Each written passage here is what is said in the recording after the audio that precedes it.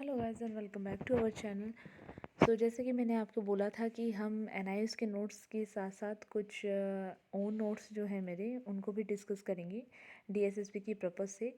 हालांकि अभी डीएसएसबी की कोई नोटिफिकेशन नहीं आई है और ये भी नहीं पता कि एग्ज़ाम कब हो, पर फिर भी मैं जो है नोट्स की फ़र्स्ट क्लास आपसे डिस्कस करना चाहती हूँ। इसमें कुछ नोट्स हैं जिनको हम पढ़ेंगे और समझेंगे। चलिए शुरू करते हैं बिना किसी देरी के। आज हम टीचिंग मेथड्स को देखेंगे शिक्षण विधियों में। इनमें मैंने कुछ इम्पॉर्टेंट चीज़ों को मार्क किया है और कुछ बताया है, तो हम उनको समझने का प्रयास करेंगे। यहाँ से सीधा सीधा क्वेश्चन आपसे पूछा जाता है कि कौन सी ऐसी विधि हैं जो अध्यापक केंद्रित हैं। तो आपका अगर व्याख्यान विधि पूछने जाने लगा यानी कि लेक्चर मेथड, तो आप बस बता सकते हैं कि ये अध्यापक केंद्रित है। प्रदर्शन विधि में भी, डेमोन्स्ट्रेशन मेथड में भी अध्यापक केंद्रित ही होता है। व्याख्यान कम डेमोन्स्ट्रेशन भी इसी में आ जाता है और निगमनात्मक विधि भी इसी में आ जाता है यानी कि डिडक्टिव मेथड। बाकी जितनी भी विधियां हैं आपकी वो छात्र केंद्रित विधियों में आती है। खेल, प्रश्नोत्तर, शैक्षिक, विश्लेषण, संश्लेषण, आगमन, प्रयोजन, समस्या समाधान, अन्वेषण, विचार विमर्श, डाल्टन, क्षेत्रीय शिक्षण, खोज विधि, बस ग्रुप मेथड, ये सारे के सारे। अगर हम खेल विधि की बात करते हैं तो आपके 3 आते हैं, किंडरगार्टन, माउंटेसरी और बुनियादी शिक्षक। चलिए आगे चलते हैं। तो सबसे पहले ही है इसमें व्याख्यान विधि, हम उसके बारे में पढ़ेंगे। अगर आपसे सीधा सीधा क्वेश्चन पूछा जाता है कि कौन सी ऐसी विधि है जो सबसे ज़्यादा प्राचीन है, तो वो आपकी व्याख्यान विधि ही है। आपको पता होगा कि जब गुरुकुल सिस्टम चलता था तो उस समय क्या होता था कि बच्चों को बाहर बैठा दिया जाता था पेड़ के नीचे, और गुरुओं द्वारा अपना वेदों और जो ये वेदांग पुराण इन सब का ज्ञान विद्यार्थियों को दिया जाता था। हालांकि क्रियाएं भी होती थी, पर ज़्यादा फोकस जो है वो व्याख्यान पे किया जाता था। तो ये जो है वो एक प्राचीन विधि है, एक आदर्श विधि आप इसको कह सकते हो। एक आदर्शवादी विचारधारा के अंतर्गत ये आती है। शिक्षक केंद्रित है ये। बच्चों का स्मृति स्तर बढ़ाती है, यानी कि बच्चे के अंदर जो है वो लर्निंग कैपेबिलिटी को इन्हेंस करती है। बच्चा लंबे समय तक जो है वो उसको स्टोर करके रख सकता है। ये एसएसटी के लिए बहुत ज़्यादा इम्पॉर्टेंट है, उपयोगी है एसएसटी के लिए। अब इसकी विशेषता देखते हैं। इसमें बालक को ध्यान केंद्रित करना पड़ता है। मतलब सब कुछ छोड़ के बच्चे को सिर्फ मैम की तरफ देखना होता है, उन्हें समझना होता है कि वो क्या बोल रही हैं। अगर वो कहीं पर भी एक बार बातों में लग जाता है इधर उधर, तो उसका कॉन्सेप्ट जो है वो क्लियर नहीं हो पाता। समय की इसमें बचत होती है, क्योंकि शिक्षक जो है वो अपने कार्य को सफलतापूर्वक करती है, तो इसमें समय की बचत होती है। प्रस्तुतिकरण पर जोर दिया जाता है, यानी कि आपकी प्रेजेंटेशन बहुत अच्छी होनी चाहिए। अगर एक अध्यापक बोल रहा है तो उसके अंदर कितनी कैपेबिलिटी हो सकती है किसी भी टॉपिक को होल्ड करने की। उसके बाद है बच्चों में मौलिक चिंतन को बढ़ावा इसके अंदर मिलता है। बच्चा मोरल वैल्यूज़ तो इन्हेंस करता ही करता है, और साथ में जो भी विचारों की मौलिकता होती है उसको वो ग्रहण करता है।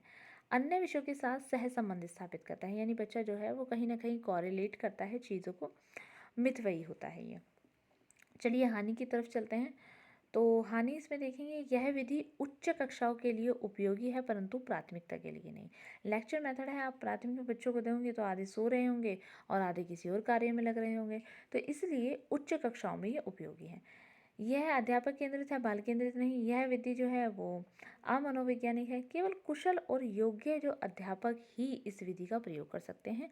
जिनकी कमांड है बोलने पर, जिनकी कमांड है समझाने पर, तो वो इसका प्रयोग कर सकते हैं। इसमें शिक्षक को विषय का पूर्व ज्ञान होना चाहिए, यानी कि पहले से पता होना चाहिए आपको। आई होप आपको ये चीज़ क्लियर हुई होगी। चलिए आगे चलते हैं। अगली है आपकी, इसमें कुछ सुझाव भी दिए हुए हैं।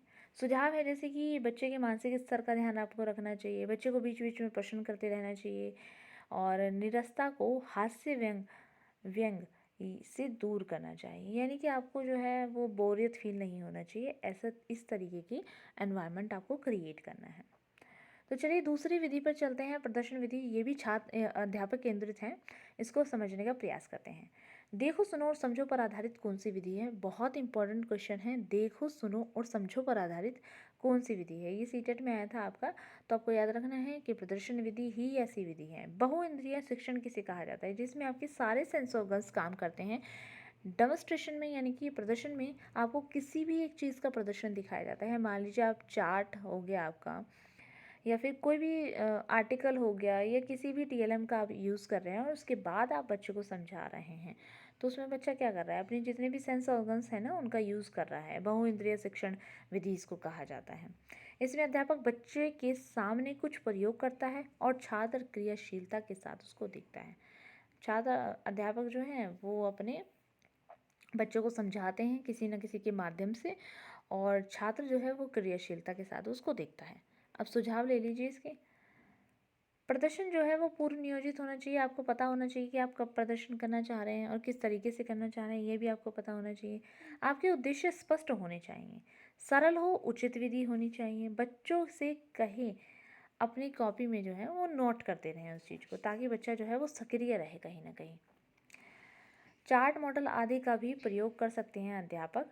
और प्रदर्शन में जो है सामान बड़ा होना चाहिए तथा ज़्यादा मात्रा में होना चाहिए। बड़ा किस लिए, ताकि जो पीछे वाले बच्चे हैं उनको भी साफ साफ दिखाई दे कि अध्यापक क्या समझाना चाहते हैं और किसके माध्यम से समझाना चाहते हैं। उसके बाद इसके अगर गुण की हम बात करें तो ये भी मितव्ययी है, यानी यहाँ पर आपको कम चीज़ों का इस्तेमाल करना पड़ता है। समय की इसमें भी बचत हो रही है। मनोवैज्ञानिक विधि है, पर ये मनोवैज्ञानिक इसलिए कि बच्चे को डेवलपमेंट मिलती है कहीं ना कहीं उसे देखकर समझने की। जिज्ञासा उत्पन्न होती है बच्चे में। जब कोई वस्तु जटिल वह महंगी हो तो उसका प्रयोग प्रदर्शन के दौरान करना चाहिए। जब कोई वस्तु जटिल हो वह महंगी हो तो उसका प्रयोग प्रदर्शन के दौरान करना चाहिए। यहाँ पर ये नहीं है नहीं करना चाहिए, ये आ सकता है, ये मैं इसके लिए माफ़ी चाहती हूँ, ये गलत हो गया होगा यहाँ पर। आप इसको लर्न मत कीजिए, आप ऊपर के देख लीजिए बस। चलिए आगे चलते हैं। आई होप आपको ये चीज़ क्लियर होगी। अगर इसमें कोई भी किसी भी तरीके का डाउट है तो आप कमेंट बॉक्स में कमेंट कर सकते हैं। चलिए आगे चलते हैं। आगे है आपका दोष। तो यह विधि जो है वो अध्यापक केंद्रित है। सबसे बड़ा दोष तो इसका ये है कि भाई ये अध्यापक केंद्रित है। दूसरा है इसमें बच्चे स्वयं करके नहीं सीखता। प्रदर्शन आप कर रहे हैं, बच्चा क्या करके सीख रहा है, कुछ भी नहीं करके सीख रहा। छात्रों में कौशल का विकास नहीं होता, वो स्किलफुल नहीं हो पाता बच्चा। सभी बच्चों को लाभ नहीं मिल पाता। कुछ बच्चे होते हैं वो अवधारणा को बहुत जल्दी समझ जाते हैं, कुछ बच्चे ऐसे होते हैं कि आप उनको कितना ही समझा लो पर वो नहीं समझ पाते। उसके बाद आता है आपका खेल विधि। खेल विधि फॉर्मल की है और इससे काफ़ी ज़्यादा क्वेश्चन पूछे जाते हैं आपके सीटेट में भी, यूपी टेट में भी और आपका केवीएस में। तो आप इसको ध्यान से देखिएगा। किंडरगार्टन विधि इसी को कहा जाता है, खेल विधि को ही। प्लेवे मेथड भी इसी को ही कहा जाता है। और इसके जन्मदाता हैं आपके फॉर्बेल, ये आपको याद रखना है। इस विधि का विकास आपका किसने किया था, तो हेनरी कोल्ट ने और बेल कुक ने इस विधि का प्रयोग किया था, विकास किया था। इसका पुस्तक का नाम है प्लेवे, ये आपको याद रखना है। अब यहाँ एक डेफिनेशन है, तो ये पूछी तो नहीं जाती है डेफिनेशन, पर फिर भी मैं बोल देती हूँ।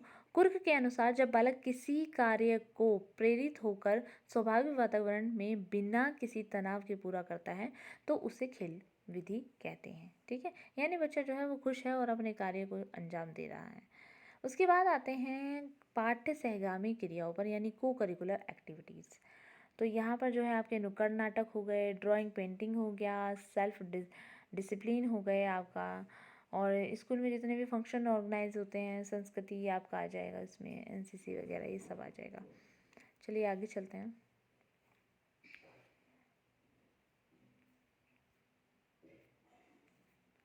आगे है आपका सिद्धांत की अगर आप बात करें, यानी कि प्रिंसिपल ऑफ प्लेवे मेथड। तो यहाँ पर जो है टीपी नुन द्वारा के अनुसार एक डेफिनेशन दी गई है, हम उसको देखेंगे। शिक्षण की परंपरागत विधि को नई दिशा प्रदान की जाए, ये इन्होंने टीपी नुन के ने कहा है, और ये यूपी टेट में एक शिफ्ट में ये क्वेश्चन आया था, इस वजह से मैंने इसको कंसिडर किया है। चलिए आगे चलते हैं। शिक्षक अभिभावक के बीच के दृष्टिकोण को बदला जाए, शिक्षक विधि को लचीला बना जाए, बालक को ज्ञान उसकी रुचि, क्षमता और मानसिकता के आधार पर दिया जाए, और बच्चों की रचनात्मक शक्ति का जो है विकास हो, यानी कि बच्चा जो है वो क्रिएटिविटी थिंकिंग जो है सीखे, जैसे हस्तकला वगैरह। चलिए अब नई विधि की ओर बढ़ते हैं। आपका प्रश्नोत्तर विधि हो गई, तर्क विधि हो गई, और इसको सुकराती विधि भी कहा जाता है, क्योंकि सुकरात के द्वारा ही इस विधि को जन्म दिया गया था। तो अगर आपसे पूछा गया कि प्रश्नोत्तर विधि के जन्मदाता कौन है, सुकरात। सुकराती विधि इसलिए ही इसको कहा जाता है। ये यूनान के थे, एथेंस के, ये आपको याद रखना है। दार्शनिक थे ये, यानी फिलोसोफर थे। यह एक प्राचीन विधि है। ये भी विधि जो है वो एक आपका प्राचीन विधि है, प्रश्नोत्तर विधि। आपको याद होगा कि गुरुकुल में भी जो टीचर होते थे वो बच्चों से प्रश्न आकर पूछते थे, उनको पता चलता था कि बच्चा कितना ज़्यादा उस समस्या को जान पा रहा है। सुकरात के अनुसार बच्चे में समस्त ज्ञान निहित होता है, यानी बच्चे के अंदर सारा ज्ञान होता है, बस अध्यापक को उसी ज्ञान को बाहर निकालना है। विशेषता क्या क्या होती है? इस विधि में बालक के मानसिक स्तर तथा रुचि का ध्यान रखा जाता है। बच्चे के मानसिक स्तर का ध्यान रखा जाता है, रुचि का ध्यान इसमें रखा जाता है।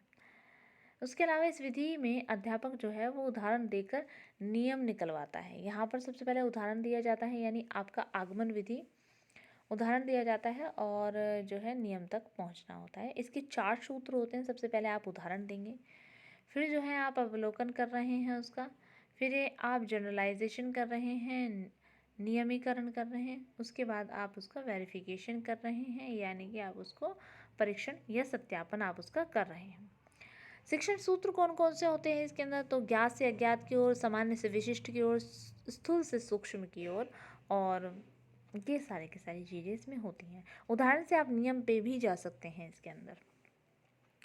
इस विधि के सबसे अच्छे विषय जो होते हैं वो विज्ञान, गणित और व्याकरण माने जाते हैं। साइंस, मैथ्स और ग्रामर आपका माना जाता है। अब गुण देखेंगे तो ये मनोवैज्ञानिक है, छोटी कक्षाओं के लिए उपयोगी है, उदाहरण से नियम निकाले जाते हैं। यहाँ पर जो है किसी भी एक उदाहरण पे आप पहुँच गए, आप उदाहरण बताएंगे बच्चों को, तो बच्चे अपने आप नियम बताएंगे। ठीक है, यह बच्चों में अन्वेषण की भावना का विकास करता है। बच्चा जो है वो खोज करता रहे, खोज से सीखता रहे, उस चीज़ का ये विकास करता है। बच्चे क्रियाशील रहता है, बालक क्रियाशील रहता है, बालक को सोचने के लिए अवसर दिया जाता है। मनोविज्ञान सिद्धांत पर आधारित है ये। ठीक है, बच्चा जो है वो क्रियाशील रहता है, कहीं ना कहीं वो सीखने के लिए तत्पर रहता है, सोचने के लिए अग्रसर रहता है, थिंकिंग प्रोसेस डेवलप करता है अपना, और मनोवैज्ञानिक ये सिद्धांत पर आधारित है। चलिए आगे चलते हैं। आगे है आपका इसकी सीमाएं क्या क्या हैं। तो ये प्राथमिक कक्षा के लिए उपलब्ध नहीं है और सभी अध्यापक जो है वो इसमें उत्तम प्रदर्शन नहीं कर सकते। सुझाव इसके लिए दिए गए हैं कि प्रश्नों का विवरण समान रूप से करना चाहिए, यानी कि अगर आप विवरण कर रहे हैं, प्रश्नों के बारे में बता रहे हैं, तो समान रूप से होना चाहिए। दूसरा है आपका कुशल अध्यापक को ही इस विधि का प्रयोग करना चाहिए। जो अध्यापक स्किलफुल है वो ही इसका प्रयोग कर सकता है। उसके बाद है तनाव को कम करने के लिए हास्य विनोद का प्रयोग करें, यानी कि हंसी मजाक आपका होना चाहिए। प्रश्नों की व्यवस्था तार्किक क्रम में करनी चाहिए। आपको जो प्रश्न है वो सीक्वेंस वाइज लगाने, सीरियल वाइज आपको लगाने चाहिए। उसके बाद आता है शैक्षिक पर्यटन विधि। ये आपका शैक्षिक पर्यटन विधि जो है वो छात्र केंद्रित आ जाती है। इसके जन्मदाता कौन है? तो प्रोफेसर रेन जो है वो इसके जन्मदाता है। इंपॉर्टेंट क्वेश्चन है, आपको अच्छे से ध्यान रखना है। शैक्षिक पर्यटन विधि जो है वो 3 चीज़ों पर चलती है। पहला तो शिक्षण विधि होती है, शिक्षण सहायक सामग्री और पाठ्य सहगामी क्रियाएं। टैगोर ने इसके बारे में कहा है कि भ्रमण करते हुए सीखना एक मनोवैज्ञानिक विधि है। अब उपयोगिता देख लेते हैं। हमने अभी पहले ही बात की कि उपयोगिता इसकी क्या है कि भाई ये बाल केंद्रित है, मनोवैज्ञानिक है, बच्चों को स्थायी ज्ञान मिलता है इससे, मेल मिलाप सहयोग की भावना का उदय होता है और बच्चों में नेतृत्व के गुणों का विकास होता है। चलिए आगे चलते हैं। इसमें है कि अधिगम आनंदमय होता है, प्रकृति के प्रति आकर्षक होता है, देश की इतिहास और संस्कृति का जो है विकास होता है इसके अंदर। अब थोड़ी सी सीमाएं देख लेते हैं। सीमा क्या है इसकी?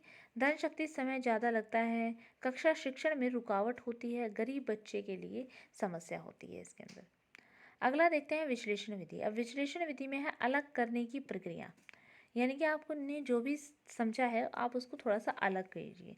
समस्या को छोटे छोटे भागों में आप बांट दीजिए और उसमें बांटने के बाद आप अध्ययन कीजिए, तो आपको वो चीज़ बहुत अच्छी, बहुत ईजिली जो है समझ आ जाएगी। यह प्रक्रिया बालक में चिंतन स्तर को बढ़ाती है, यानी बच्चा जो है वो अपनी थिंकिंग डेवलप करता है इसके लिए। यह तर्क प्रधान होता है, यानी कि आप यहाँ पर फैक्ट बेस लर्निंग कर सकते हैं। यह वैज्ञानिक विधि भी है एक। ये संपूर्ण से अंश की ओर जाता है, अज्ञात से ज्ञात की ओर जाता है। गुण क्या क्या है इस विधि से बच्चों में तर्क तथा स्मरण तथा निर्णय लेने की जो शक्तियों का विकास होता है। विद्यार्थी क्रियाशील रहता है, मानसिक शक्तियों का उसके अंदर विकास होता है। ज्ञान स्थायी बना रहता है, मनोविज्ञान विधि है और आत्मविश्वास की वृद्धि होती है। आई होप आपको ये चीज़ क्लियर होगी। अगर आपको ऐसा लगता है कि मैं बहुत जल्दी बोल रही हूँ तो आप मुझे कमेंट बॉक्स में कमेंट कर सकते हैं, मैं थोड़ा इसको चेंज कर दूँगी। चलिए आगे चलते हैं। अगला है आपका अवगुण क्या क्या है इसके। तो प्राथमिक स्तर पर इस विधि का प्रयोग नहीं किया जा सकता, सभी विषयों के लिए उपयोगी नहीं है, समय अधिक लगेगा, पाठ्यक्रम समय पर पूरा नहीं होगा। तो ये आपको ध्यान रखना है। आगे आते हैं हम संश्लेषण विधि पे। तो संश्लेषण विधि की अगर हम बात करें तो इसमें जोड़ना आ जाता है, विषयों को जोड़कर पढ़ाया जाता है। ठीक है, हमने अभी उसमें क्या पढ़ा था विश्लेषण विधि में कि अंश करके पढ़ाया जाता है। यहाँ पर विषयों को जोड़कर आपको पढ़ाना है और समस्या के अंशों को जोड़ना है। अंश से संपूर्ण की ओर आपको जाना है, ज्ञात से आपको अज्ञात की ओर जाना है। स्मृति स्तर बढ़ता है इससे और चिंतन स्तर भी बढ़ता है। Specific to general, known to unknown आपको जाना है। गुण क्या है इसके, तो जो भी आपने ऊपर पढ़ी वही सेम चीज़ आप नीचे की, ज्ञात से अज्ञात की ओर। यह एक व्यवस्थित विधि है, सिस्टमैटिक मेथड है। इसमें विद्यार्थी वास्तविक क्रिया करता है, ज़्यादा सोच विचारने की आवश्यकता इसमें नहीं होती। अगर आप दोष की बात करें तो ज्ञान स्थायी नहीं होता, थोड़े समय बाद अपने आप खत्म हो जाता है। यह रटने पर बल देता है सबसे ज़्यादा। बच्चे में तर्क एवं विचारों का विकास नहीं हो पाता। तो ये यहाँ पर एक इम्पॉर्टेंट क्वेश्चन है कि कौन सी ऐसी विधि है यह रटने पर बल देती है। कोई भी नहीं पहुँच पाएगा कि संश्लेषण विधि ऐसी विधि है जो रटने पर बल देती है, पर ये सत्य है। आइए आगमन विधि की बात करते हैं, जिसको इंडक्टिव मेथड कहते हैं। इसकी जनक हैं आपके फ्रांसीसी बेकन और पेस्टोलॉजी। ये बाल केंद्रित है आपका। पेस्टोलॉजी फेमस है तो वो आपको ज़रूर याद रखने हैं। प्रोजेक्ट विधि में अगर हम बात करें तो प्रोजेक्ट विधि में यानी कि आपका प्रोजेक्ट विधि में आपको थॉर्नडाइक के 3 सिद्धांत लागू होते हैं, जिसमें पहला है अभ्यास का नियम, दूसरा है आपका तत्परता का नियम, तीसरा है आपका प्रभाव का नियम। Law of exercise, law of readiness और लॉ ऑफ इफेक्ट। किलपैट्रिक के अनुसार किलपैट्रिक कहता है कि भाई रचनात्मक, कलात्मक, समस्यात्मक और अभ्यासात्मक ये 4 ही होने चाहिए। ये आपको अच्छी तरीके से लर्न होने चाहिए कि प्रोजेक्ट विधि को लेकर किलपैट्रिक ने 4 प्रकार दिए हैं अपने। पहला रचनात्मक, दूसरा कलात्मक, तीसरा समस्यात्मक और चौथा है आपका अभ्यासात्मक। अगर हम स्टेप की बात करें, बहुत इंपॉर्टेंट है, पिछली बार आया था डीएसएसबी में, स्टेप इधर उधर दे दिए थे और आपको स्टेप लगाने थे। तो एक चीज़ आपको याद रखनी है कि 6 पद होते हैं इसके। Step of the project method. तो पहले की अगर हम बात करें तो सबसे पहले परिस्थिति उत्पन्न करना, कोई भी समस्या लाना, फिर उसका चयन करना, उसके लिए आप तैयारी करेंगे, उसका क्रियान्वयन करेंगे कि मैं कितना कितना कर सकता हूँ और मैं किस किस को दे सकता हूँ, फिर आप उसका मूल्यांकन करेंगे, लास्टली आप क्या करेंगे उसका रिकॉर्ड रखेंगे, आलेखन करेंगे आप उसका। आई थिंक आपको ये चीज़ क्लियर हो गई होगी। कोई भी डाउट है तो आप पूछ सकते हैं। उसके बाद बात करते हैं आपका गुण का। तो गुण में आपका क्या होगा कि ये मनोवैज्ञानिक और सामाजिक सिद्धांत का पालन करती है, यह बाल केंद्रित है, रचनात्मक सिद्धांत का विकास करती है, पारस्परिक सहयोग का विकास करती है, यह करके सीखने पर बल देती है। ठीक है, करके सीखने पर बल देती है। साथ ही यह क्या है, सीखा गया ज्ञान जो है स्थायी होता है इससे, ये आपको ध्यान रखना है। चलिए आगे चलते हैं। आगे है आपका दोष क्या क्या है, ज़्यादा समय लगता है, खर्चीला है, उच्च कक्षा के लिए उपयोगी नहीं है, संगठित अधिगम नहीं हो पाता, यानी कि एक तरीके से आपका ग्रुप डिस्कशन यहाँ पर नहीं हो पाता। मैं अभी यहाँ इसको इतना ही रखती हूँ, आगे हम कंटिन्यू करेंगे आगे आने वाली क्लास में। सो अभी के लिए thank you so much for watching this video and please like, share and subscribe.